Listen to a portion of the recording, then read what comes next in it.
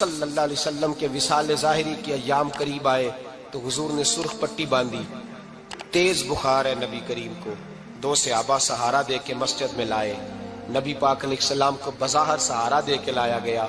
کریم رسول نے لوگوں کو جمع کیا، حضور آج کیا ہونے والا ہے، آج کیا کہا جائے گا، آج کس لیے میٹنگ بلائی ہے؟ نبی کریم کے کل صحابہ جب مسجد میں جمع ہوئے تو کھچا کھچ مسجد بھری ہے۔ وصال ظاہری سے چند یوم پہلے کی بات، نبی پاک نے فرمایا آج تمہیں کوئی جہاد کی ترغیب نہیں دینی، آج کوئی نیا پیغام نہیں دینا، آج تمہیں بتانا ہے کہ رب نے اپنے بندے کو اختیار دیا ہے، چاہے تو دنیا میں رہے، چاہے تو اس کی بارگاہ میں حاضر ہو جائے۔ اس عبد نے بارگاہ ربوبیت کی طرف لوٹنے کا ارادہ کر لیا ہے۔ حضرت صدیق اکبر رونے لگے تو صحابہ نے کہا تمہیں کیا ہوا؟ کہنے لگے سمجھ نہیں رہے، کسی کی بات نہیں کر رہے، نبی پاک تو اپنی بات فرما رہے ہیں، اس نے جانے کا ارادہ کر لیا۔ سنیے میرے بھائی، محبوب پاک نے فرمایا بھائی کسی شخص کو میری طرف سے کوئی تکلیف پہنچی ہو تو بدلہ لے سکتا ہے، بدلہ لے سکتا ہے، کسی کو تکلیف پہنچی ہو۔ صحابہ پھوٹ کے رونے لگے، محبوبہ کرم ہی کرم ہوا ہے، رحمت ہی رحمت آئی، آپ کے بارے میں گمان کرنے والا بھی دائرہ ایمان سے نکل جائے گا۔ حضور آپ کیا فرما رہے ہیں؟ فرمایا نہیں بھائی اٹھو۔ پیچھے سے جناب عکاشہ بن محصن اٹھے، ہاتھ کانپتے ہیں آگے بڑھے، کہنے لگے یا رسول اللہ ایک جنگ کے موقع پر آپ نے درہ مارا تھا، ننگی پیٹھ پر صفیں سیدھی کراتے، بات دل میں رہ گئی ہے، میں نے بدلہ لینا ہے۔ نبی کریم نے فرمایا بلال دوڑ کے جاؤ، فاطمہ کے گھر درہ پڑا ہے، درہ لاؤ۔ سیدنا بلال حبشی کہتے میں گیا، دستک دی، سیدہ طیبہ طاہرہ حضرت فاطمہ فرمانے لگی بلال کیسے آئے ہو؟ اماں جی وہ درہ چاہیے تھا۔ سیدہ کو تشویش ہوئی، کہنے لگے بلال نہ تو جنگ پہ جانا ہے، نہ جہاد ہے، نہ کوئی ایسا موقع ہے، حضور کی تو طبیعت مبارک بظاہر بڑی علیل ہے، درہ کیا کریں گے؟ حضرت بلال عرض کرنے لگے اماں جی ایک صحابی بدلہ لینے لگے ہیں، صاحب طبقات نے جملے لکھے ہیں، کہتے ہیں بی بی صاحبہ نے درہ بھی دیا اور امام حسن حسین کو بھی باہر نکالا۔ فرمانے لگی عکاشہ سے کہنا 100 درے مارے، ان دو شہزادوں کے جسم پر نبی پاک کے قریب نہ جائے، میں نے 2 بچے پیدا ہی اپنے محبوب پر قربان کرنے کے لیے کیے، ان کو لے جائے۔ حضرت بلال کہتے میں 2 شہزادے لے کے آیا، اور جب دروازے میں میں لے کے پہنچا تو نبی پاک نے دیکھا تو آنکھوں میں آنسو آ گئے، فرمایا ان کو بٹھا دو، مجھے پتا ہے فاطمہ نے کیا کہہ کے بھیجا ہے۔ حضرت سیدنا بلال فرماتے ہیں درہ میں نے جناب عکاشہ کو دیا، حضرت عکاشہ درہ لے کے آگے جو بڑھے تو حضرت ابو بکر صدیق نے ان کے پیروں پہ ہاتھ رکھا، فرمایا عکاشہ میری طرف آ یار، مجھے مار درے، نبی پاک کے قریب نہ جا۔ مصطفیٰ کریم نے فرمایا ابو بکر تو ہٹ جا، اسے آنے دے۔ فرماتے ہیں میں چند قدم آگے گیا تو مولا علی شیر خدا نے میرے پیر پہ ہاتھ رکھا، کہنے لگے عکاشہ سوچ تو صحیح تو کیا کر رہا ہے؟ حضور نے فرمایا علی ہٹ جاؤ، میرا اور ان کا معاملہ ہے۔ جناب عکاشہ آگے بڑھ رہے، نبی کریم نے فرمایا میں اپنی امت کو درس دینا چاہتا ہوں، خبردار خبردار زندگی میں تمہارے ہاتھ سے زبان سے کسی کو تکلیف نہ پہنچنے پائے، خبردار یاد رکھنا وہ معاشرے بگڑ جاتے ہیں، وہ معاشرے تباہ کر دیے جاتے ہیں جہاں ظلم ہوتا ہے، جہاں زیادتی ہوتی ہے، جہاں لوگوں کو ستایا جاتا ہے۔ محبوب کریم کے قریب آئے حضرت عکاشہ کہ حضور میری پیٹھ ننگی تھی، آپ بھی ذرا کپڑا ہٹائیے۔ نبی کریم نے پیٹھ سے کپڑا ہٹایا، جناب عکاشہ نے درہ جو اٹھایا تو صحابہ کی چیخیں نکلی، حضرت عکاشہ نے درہ دور پھینکا، حضور کے بطن اطہر سے لپٹ گئے، چومنے لگے، کہنے لگے حضور وہ تو صفیں سیدھی کراتے لگ گیا تھا، آپ نے کہاں مارا تھا؟ یا رسول اللہ میں تو بہانہ بنا رہا تھا کہ جاتی دفعہ مجھے وجود چومنے کا موقع نصیب ہو جائے، مجھے یہ موقع نصیب ہو جائے۔ میرے حبیب نے فرمایا جس نے جنتی دیکھنا ہو میرے عکاشہ کی زیارت کر لے۔ بھائی ظلم کا دروازہ کھلا ہوا ہے اور لوگ بھول جاتے ہیں زیادتی کرتے ہوئے، وہ بہو سے ہی کیوں نہ کریں، وہ اپنے گھر کے بھول جاتے ہیں کہ شاید پوچھنے والا کوئی نہیں، شاید میزان نہیں لگے گا۔ ایران کے بادشاہ نے اپنے بیٹے کو پڑھانے کے لیے ایک استاد صاحب کا بندوبست کیا۔ استاد صاحب کو کہا کہ میرے بچے کو دین پڑھائیے، میں چاہتا ہوں کل اس نے عنان حکومت کو سنبھالنا ہے تو یہ دین سے آگاہ ہو جائے، اس کو کچھ سکھائیے پڑھائیے۔ بہت نیک بزرگ بڑے درویش عالم پڑھانے لگے، اسباق مکمل ہو گئے، دین کے اسباق قرآن مجید پڑھایا، احادیث طیبہ کا درس دیا، اصول فقہ سے روشناس کرایا، جب بچے نے مکمل تعلیم حاصل کر لی اور آمین ہو گئی، دستار ہو گئی، فارغ ہو گئے، تو پھر ایک دن استاد صاحب نے کہا بیٹے کل تم نے ضرور آنا ہے، کچھ بات کرنی ہے۔ شہزادہ گیا ملنے استاد صاحب سے، استاد صاحب نے کنڈی لگا لی، ہاتھ میں درہ پکڑ لیا، مار مار کے پورے وجود کو زخمی کر دیا، کوئی غلطی نہیں، کوئی بات نہیں، مارا۔ اب بچہ آیا آ کے بادشاہ سلامت سے کہا کہ ابا جی سمجھ نہیں آئی، بڑا مارا ہے استاد۔ تو سیانے تھے نا بادشاہ، یہاں تو قاری صاحب روز کٹہرے میں کھڑے ہوتے ہیں، مولوی صاحب آپ نے میرے بچے کو کیوں مارا ہے؟ آپ 8,000 کے مولوی ہیں، میرا کئی کروڑ کا بچہ ہے، سویرے بدل لیں گے، خبردار آپ نے بچے کو ہاتھ لگایا، اپنی حیثیت میں رہے معاذ اللہ۔ جو قومیں استادوں کو کٹہروں میں کھڑا کرتی ہیں وہ ترقی نہیں کر پاتی، جو استادوں کو کٹہروں میں روز کھڑا کرتے ہیں۔ کہا ابا جی بڑا مارا ہے، تو والد بڑے سمجھدار تھے، کہنے لگے بیٹا استاد باپ ہوتا ہے، وہ زیادتی نہیں کرتا، کوئی بات ہوگی میں تیرے استاد کو کٹہرے میں نہیں بلاؤں گا۔ اماں سے بات کی، اماں کہنے لگی بیٹا میں تیرے باپ سے کیسے بات کروں، ڈر آتا۔ وقت گزر گیا، 22 سال بیت گئے، 22 سال گزر گئے، بادشاہ کا انتقال ہوا، شہزادہ تخت پہ بیٹھا، پہلا حکم یہ دیا کہ میرے استاد کو بلاؤ، پہلا حکم۔ استاد جی بوڑھے ہو گئے تھے، چھڑی کے اوپر ٹیک لگا کے آئے اور بھویں سفید ہو کے جھک گئی تھیں، یوں آنکھ کھول کے بڑی مشکل سے دیکھا، کہنے لگے شہزادے حکم ہو۔ کم میں شہزادہ نہیں، اب میں بادشاہ بن گیا ہوں۔ استاد جی 22 سال بیت گئے، آپ نے مارا تھا، پر وہ درد چونکہ زیادتی کی تھی، میرا قصور کوئی نہیں تھا، تو نہ میری روح سے درد گیا ہے نہ میرے جسم سے گیا ہے، میں بے اختیار تھا، پوچھ نہیں سکتا تھا، آج با اختیار ہوا ہوں۔ سب سے پہلے پہلا حکم آپ کو دیا، بلایا ہے، بتائے کیوں مارا تھا، کیوں مجھے مارا تھا، میری زیادتی بتائے۔ تو استاد، بوڑھے استاد کی آنکھیں آنسوؤں سے بھر گئیں، کہنے لگے بیٹے بس آج کے دن کے لیے مارا تھا، یہ جو دن آ گیا نا میری زندگی میں اس لیے مارا تھا، یہ میں چاہتا تھا میری زندگی میں وقت ہے، آج کے بس میری مراد پوری ہو گئی۔ کہا صاحب کس لیے، مجھے بھی سمجھائے۔ آپ فرمانے لگے کتنی دیر ہو گئی تجھے مار کھائے ہوئے، کتنا زمانہ بیت گیا؟ کہنے لگا 22 سال۔ فرمایا زخم بھولے تو نہیں، درد ختم تو نہیں ہوئی، تمہیں بات ایک منٹ کے لیے بھی تمہارے حافظے سے محو تو نہیں ہوئی؟ کہا استاد جی روز رات کو یاد آتی، روز خیال آتا تھا۔ استاد کہنے لگے بھائی تو بے اختیار تھا، پوچھ نہیں سکا، 22 سال تجھے یاد رہا، مجھے پتا تھا تو ایک دن حکمران بنے گا، میں نے تجھے اس لیے مارا تھا کہ بیٹے یاد رکھنا، کسی پہ ظلم نہ کرنا، اگر تجھے 22 سال تک یاد رہا ہے تو جس پر تو ظلم کرے گا اسے بھی قیامت تک یاد رہے گا، اور یہ یاد رکھنا تو آج با اختیار ہوا تو تو نے مجھے بلا لیا ہے، قیامت کے دن غریب با اختیار ہو جائیں گے، مظلوم با اختیار ہو جائیں گے، وہ با اختیار ہوں گے للہ الواحد القہار، رب کریم کی بارگاہ کے اندر ان کا اختیار ہوگا، اکیلے اللہ کی حکمرانی ہوگی، پھر وہ بلائیں گے بڑے بڑے کج کلا، دنیا میں جن کی پگڑیاں اونچی تھیں وہ سر جھکائے کھڑے ہوں گے، دنیا میں جو ڈکٹیٹر بنتے تھے ان کی پشتیں لال ہوں گی، ان کو غدار لکھا جائے گا، قیامت تک نہیں بھولے گا۔ ظلم کرنا تو سوچ سمجھ کے کرنا، اتنا کرنا جتنا تم سہ سکتے ہو، اتنی زیادتی کرنا جتنی قیامت میں تم برداشت کر سکتے ہو۔ میرے نبی کریم صلی اللہ علیہ وسلم نے فرمایا ظلم سے بچو، یہ قیامت کے اندھیروں میں سے ایک اندھیرا ہوگا، زندگی میں زیادتی نہ کریں، اگر تھوڑی دیر کے لیے کوئی چیز برداشت کر جائیں گے تو وہ فائدہ دے جائے گی، کچھ دیر کے لیے اگر سہ جائیں گے تو نفع مل جائے گا، سہنے کی کوشش کریں لیکن زیادتی نہ کریں، نظر کو، سوچ کو، ذہن کو پاک رکھیں، اور میرے بھائی زندگی پوری ظلم سے بچیں، زیادتی سے بچیں۔ امیر المومنین حضرت جناب سیدنا عمر فاروق رضی اللہ تعالیٰ عنہ رات گھر میں تھے تو رونے لگے، بڑی دیر تک روتے رہے، والدہ اٹھی تو صاحبزادے سے کہنے لگی پتہ کرو تمہارے باپ کو کیا مسئلہ ہے۔ شہزادے آئے، کہنے لگے امیر المومنین والد گرامی کیا ہوا؟ تو حضرت عمر فاروق کہنے لگے بیٹا اپنی اماں کو بلاؤ۔ والدہ آ گئی، کیا بات ہے، کچھ طبیعت خراب ہے تو حکیم کا بندوبست کیا جائے۔ تو حضرت عمر کہنے لگے کچھ بھی نہیں، آج مسجد سے نکلا ہوں تو نبی پاک کے صحابہ میری تعریفیں کر رہے تھے۔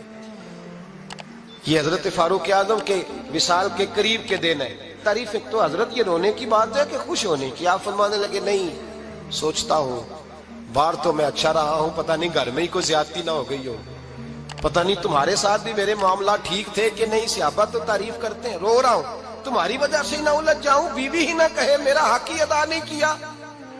یہ لفظ کہتے کہتے پہاڑ ہے یہ شخص، کیسر و کسرا کامتے ہیں۔ حضرت عمر رو پڑے، بی بی سے کہنے لگے مجھے اللہ کی رضا کے لیے معاف نہیں کر دیتی؟ میرے اوپر بوجھ تھا امت کا، میں ساری رات مدینے کی گلیوں میں پھرتا تھا، دن سارا مسجد میں گزرتا تھا، میں تجھے وقت نہیں دے پایا، معاف نہیں کر دیتی؟ تو زوجہ کہنے لگی نہیں عمر، میں نے بھی زندگی میں اپنا کوئی سکھ چین نہیں دیکھا، کوئی چاؤ پورا نہیں کیا، میں کیسے معاف کر دوں؟ میں نہیں معاف کرتی۔ حضرت عمر زمین پہ بیٹھ گئے، رونے لگے، کہنے لگے چل معاف کر دے۔ کہنے لگی ایک وعدہ کرو، قیامت کے دن رب کریم کی بارگاہ میں میری سفارش کرو گے؟ اللہ کی بارگاہ میں عرض کرو گے کہ اللہ اچھی تھی، مجھے کپڑے دھو کے دیتی تھی، روٹی پکا کے دیتی تھی، میری عزت کی محافظ تھی؟ جناب عمر کہنے لگے تیرے ساتھ وعدہ ہے، رب اپنے فضل سے عمر کو جنت دے گا تو عمر تجھے جنت میں ساتھ لے کر کے جائے گا، تیرے ساتھ وعدہ ہے۔ میرے بھائی جن کے دلوں میں احساس تھا کہ ہم سے کوئی زیادتی نہ ہو جائے کسی جگہ، وہ تو یہاں تک معاملہ کرتے تھے، یہاں تک ان کا خیال رہتا تھا۔ عزیزو، ایک تو نظر میں حیا پیدا کریں، والدین کی بہت بڑی ذمہ داری ہے۔ لاکھوں بچے مرضی کی شادیاں کر رہے ہیں، ہزاروں گھر اجڑ رہے ہیں، یہ وہ والا زہر ہے جو ہر گھر میں تیزی سے پھیلتا چلا جا رہا ہے۔ پہلے ہم کہتے تھے کہ بچہ باہر نہ نکلے، اب کہتے ہیں اللہ کہیں موبائل لے کے تنہا نہ بیٹھ جائے، کہیں تنہا نہ بیٹھ جائے، کیا بنے گا اس کا اگر یہ گندگی اور یہ ایسا نشہ ہے جو اجاڑ کے رکھ دے۔ بخاری شریف میں حدیث ہے، قاضی ایاز مالکی رحمۃ اللہ علیہ نے بڑی تفصیل سے لکھی ہے، راوی حضرت انس بن مالک ہیں۔ ایک بندہ بڑی دور سے آیا نبی پاک صلی اللہ علیہ وسلم کی زیارت کے لیے، بڑی دور سے۔ عرب کے جو سردار ہوتے تھے ان کے بڑے ناز نخرے ہوتے تھے، وہ خیر آج بھی ہیں، پروٹوکول کا ماحول آج بھی، یعنی وزیر صاحب کے آگے دو چار گاڑیاں نہ ہوں تو ان کو مزہ ہی نہیں آتا، پولیس والے آگے پیچھے بھاگیں تو حالانکہ ان کو نہیں پتا کہ جو پولیس والے آگے پیچھے بھاگ رہے ہیں نا، یہ حکومت بدلی تو گرفتار کرنے بھی انہوں نہیں آنا ہے، لیکن وہ بڑا مزہ آتا ہے جب لوگ گاڑی کے پیچھے بھاگتے ہیں۔ کیا بات ہے جناب، بڑی بات۔ اور ہماری طبیعتوں میں پتہ نہیں کون سی، تو نبی پاک صلی اللہ علیہ وسلم کی خدمت میں وہ شخص بڑی دور سے آیا، تو عرب کے بادشاہوں کا مزاج تھا، پروٹوکول بڑا چاہتے تھے، ان کا تو یہ طریقہ تھا کہ حکمرانی کرنی ہے جیسے بھی ہو۔ اگر کسی غلام نے دھوپ میں بندھا رہ گیا، اونٹ اور چھاؤں میں نہیں باندھا تو درے مارتے تھے، اور اگر اس نے کھول کے باندھ دیا تو پھر بھی مارتے تھے، کہتے تھے اتنا سیانا ہو گیا تو انہیں پوچھا ہی نہیں، خود بخود ہی باندھ دیا۔ وہ شخص حضور کی بارگاہ میں آیا اور بہت سارے لوگوں کے پاس کیونکہ وہ جاتا تھا اپنے سربراہ کا پیغام لے کے، تو وہ کانپ رہا ہے جب حضور کی بارگاہ میں گیا، ڈر رہا ہے۔ اب ذرا بات کو سمجھنا، نبی پاک صلی اللہ علیہ وسلم نے اس سے فرمایا کیوں ڈرتے ہو؟ سادہ آدمی ہے، دیہاتی ہے، بدو ہے۔ اللہ کے رسول نے تھپ کی دی، کیوں ڈرتے ہو؟ تو کہتے حضور مجھے آداب نہیں آتے اور مجھے ڈر آتا ہے، کوئی بات اگر ایسی ہو گئی، آپ مدینے کی حکومت کے سربراہ ہیں تو کہیں آپ ناراض نہ ہو جائیں۔ حضرت انس بن مالک فرماتے ہیں بات کہاں کی تھی، پہنچ کہاں گئی؟ جب اس نے یہ کہا نا کہ آپ تو حکومت کے سربراہ ہیں، کہیں کوئی غلطی نہ مجھ سے ہو جائے، تو نبی پاک کی آنکھوں میں آنسو آ گئے، حضور رونے لگے، اور نبی پاک صلی اللہ علیہ وسلم فرمانے لگے نہ بھائی، تو کسی حکومت کے سربراہ کے پاس نہیں آیا، نہ تو اس بیٹے کے پاس آیا ہے جس کی ماں گوشت کے خشک ٹکڑے کھا کے بھی گزارا کر لے گی۔ میں تو ایک غریب ماں کا بیٹا ہوں۔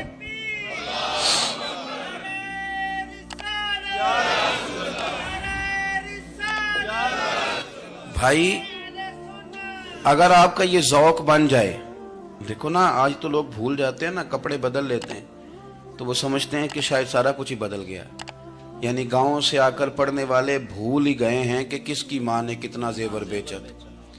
لوگ بھول جاتے ہیں چیزوں کو، اپنے ماضی کو یاد رکھیں، آپ لوگوں کے ساتھ پیار کریں، آپ لوگوں کو موقع دیں، آپ تھوڑی سی اور کوشش کریں اس شخص تک جانے کی جو آپ کو مایوس نظر آ رہا ہے، پریشان نظر آ رہا ہے۔ یہ ہمیں میلاد والے محبوب صلی اللہ علیہ وسلم نے درس دی۔ ایک اور پہلو، حضور سید عالم صلی اللہ علیہ وسلم نے، ہمارے ہاں نا ابھی بھی برادری کی تقسیم ہے، ابھی بھی اور کچھ میں نے ایسے کمزور لوگ بھی دیکھے. یہ اس طرح کی حرکتیں ہارے ہوئے لوگ کرتے ہیں. ہارے ہوئے لوگ جو اپنے آپ کو سمجھتے ہیں کہ میں کوئی بڑا آدمی ہوں.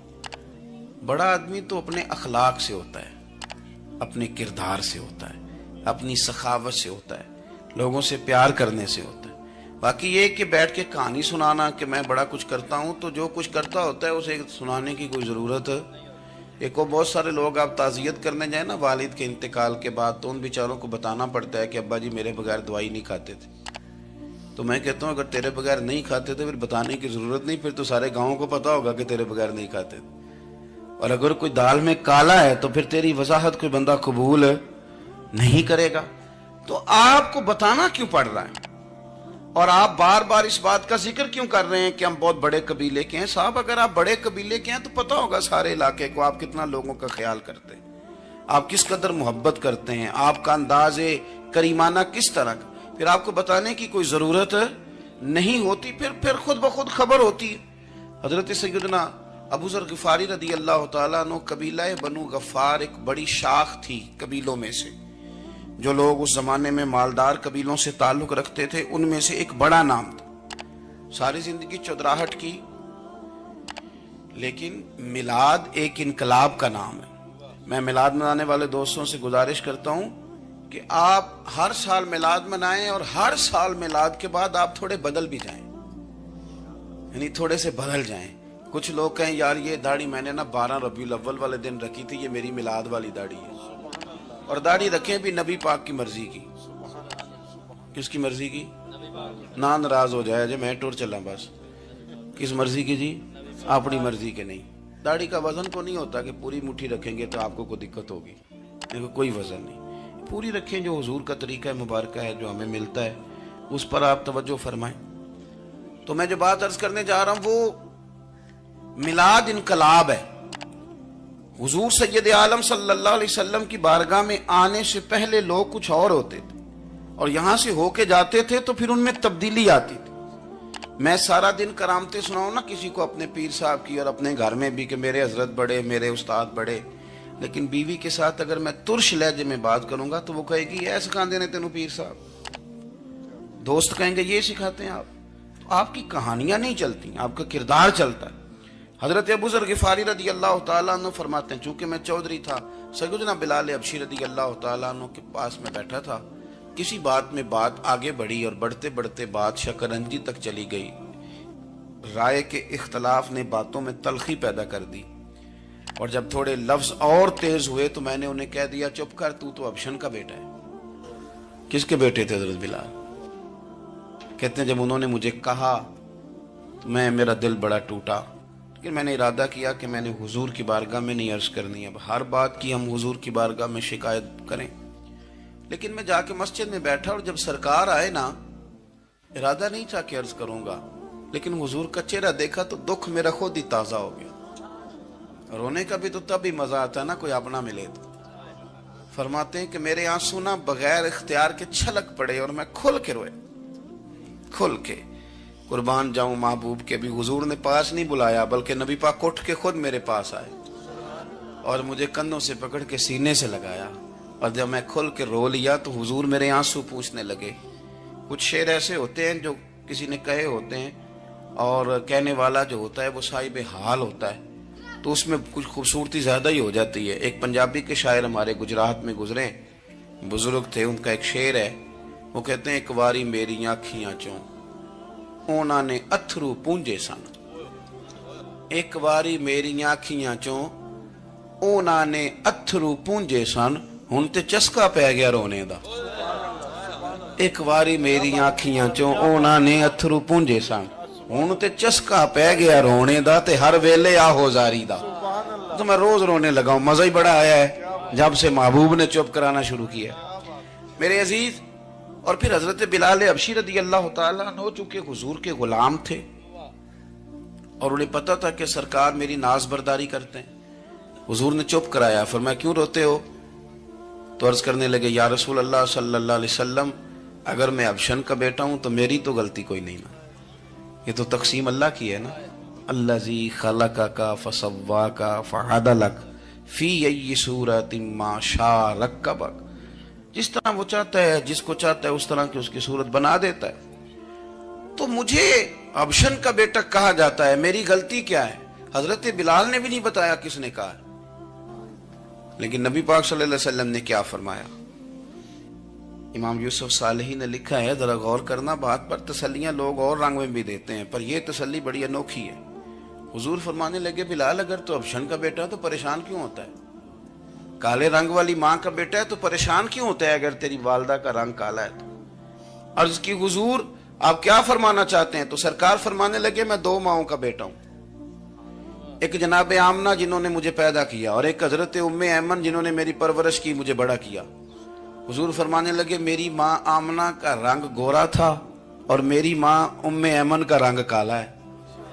تو فرمایا، اگر تجھے کسی نے کالے رنگ والی ماں کا بیٹا کہا تو اسے کہہ دینا مدینے والی محبوب کے بھی تو ایک والدہ کا رنگ کالا ہے، تو کہہ دینا۔ حضرت بلال کہتے ہیں کہ وہ اس طرح کی تسلی تھی، طفل تسلیاں نہیں جس طرح کی ہمیں دی جاتی، وہ اس طرح کی خوبصورت تسلی تھی کہ اس کے بعد میرا دل ایسا ٹھنڈا ہوا، پھر کسی کا تانا نہیں رہا، پھر کسی کی